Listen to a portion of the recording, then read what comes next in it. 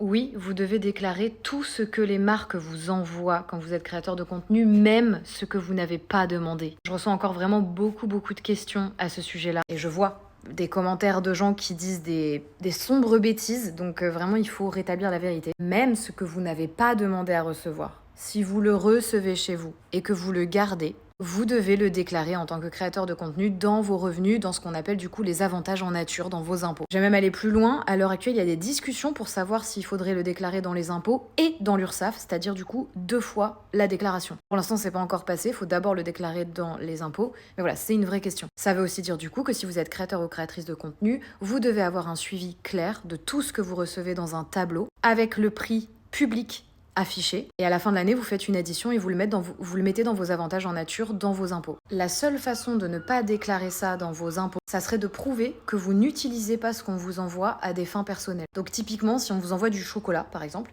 il faudrait que vous puissiez le garder dans un entrepôt pour montrer que vous avez utilisé cet objet uniquement pour faire votre contenu et que vous n'y avez plus jamais touché ensuite de votre vie. Pas très écolo la nouvelle loi influence, je suis bien d'accord avec vous. Et ça serait le seul moyen. Donc autant vous dire que je sais que personne ne fera ça. Déjà parce qu'il faudrait un entrepôt pour pouvoir tout stocker. Et que quand on vous envoie des chips, je suppose que vous les consommez.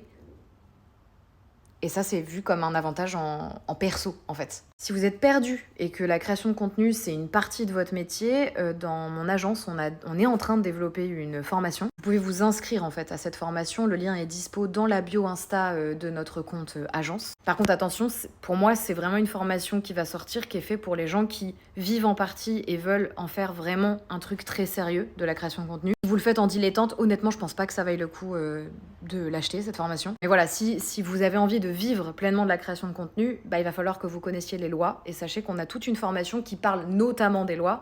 Bon, il y a 8 modules, donc ça parle de plein d'autres choses. Mais voilà, si ça peut vous intéresser et vous aider, on ne sait jamais.